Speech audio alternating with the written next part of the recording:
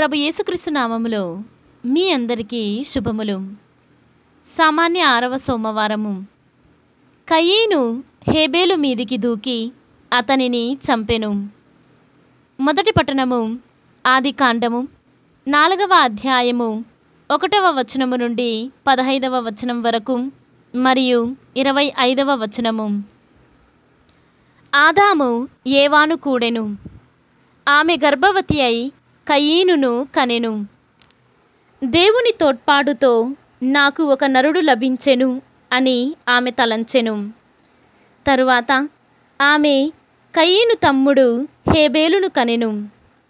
హేబేలు గొర్రెల కాపరి, కయీను సేద్యగాడు. కొంతకాలము గడిచిన తరువాత కయీను పండిన పంటలో కొంత పాలు దేవునికి కానుకగా కొనివచ్చెను. హేబేలు కూడా మందలో పుట్టిన తొలిచూలు పిల్లలను వాని క్రొవ్వును తెచ్చి దేవునికి అర్పించెను. ప్రభువు హేబేలును అతని కానుకను ప్రసన్న దృష్టితో చూచెను, కాని కయీను కానుకను త్రోసిపుచ్చెను. కావున కయీనునకు మిక్కిలి కోపము వచ్చి ముఖము చిన్నబుచ్చుకొనెను.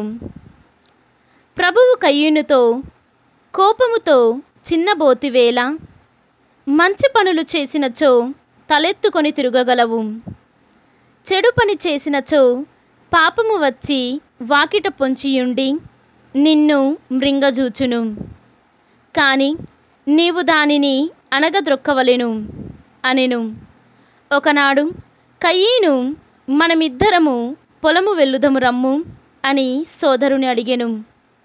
అక్కడికి వెళ్ళిన తరువాత కయీను హేబేలు మీద పడి అతనిని చంపెను. నీ తమ్ముడు హేబేలు ఎక్కడా అని ప్రభువు కయీనును అడిగెను. దానికి కయీను, నాకు తెలియదు, నేనేమైనా వానికి కావలి వాడనా అని ఎదురు చెప్పెను. దానికి ప్రభువు, నీవెంత పని చేసితివి? నీ తమ్ముని నెత్తురు నేల మీద నుండి గొంతెత్తి నాకు మొరపెట్టుచున్నది. నీవు చిందించిన నెత్తురు త్రాగుటకు నేల నోరు తెరచినది.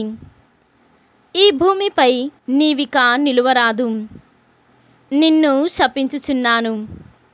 నీవెంత సాగు చేసినా ఈ నేలలో పంటలు పండవు. పారుబోతువై దేశద్రిమ్మరివై బ్రతికెదవు అనెను.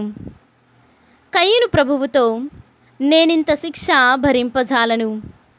ఈనాడు ఇక్కడి నుండి నన్ను వెళ్ళగొట్టితివి. నేనిక నీ కంటికి కనబడకుండా దాగుకొనవలెను. పారుబోతునై దేశద్రిమ్మరినై తిరగవలెను. ఎదిరిన పడినవాడు ఎవడో ఒకడు నా ప్రాణములు తీయును అని పలికెను. అంతట ప్రభువు అతనితో, కయీనును చంపినవాడు 7 దండన పాలగును అనెను. ఇట్లని దేవుడు కయీనునకు ఎదురుపడినవాడు ఎవడును అతనిని చంపకుండుటకు అతనిపై ఒక గుర్తునుంచెను.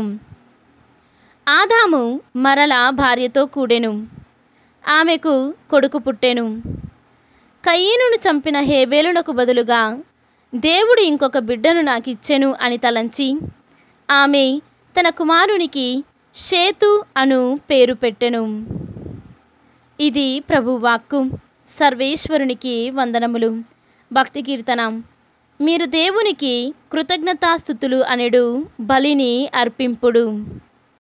ఈనాటి సువిశేషము పునీత మార్కు గారు వ్రాసిన సువిశేషము 8వ అధ్యాయము 11వ వచనము నుండి 13వ వచనము వరకు. కొందరు పరిసయ్యులు యేసు వద్దకు వచ్చి ఆయనను శోధించుచు, పరలోకము నుండి ఒక గురుతు చూపుము అని ఆయనతో వాదింపసాగిరి. అందుకు ఆయన ఆత్మయందు, ఈ తరము వారేలా ఒక గురుతు కోరుచున్నారు? వారికి ఎట్టి గురుతును ఇవ్వబడదని నిశ్చయముగా చెప్పుచున్నాను అనెను.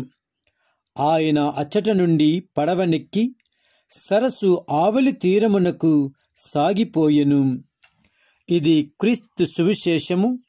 క్రీస్తువా మీకు స్తుతి కలుగునుగాక.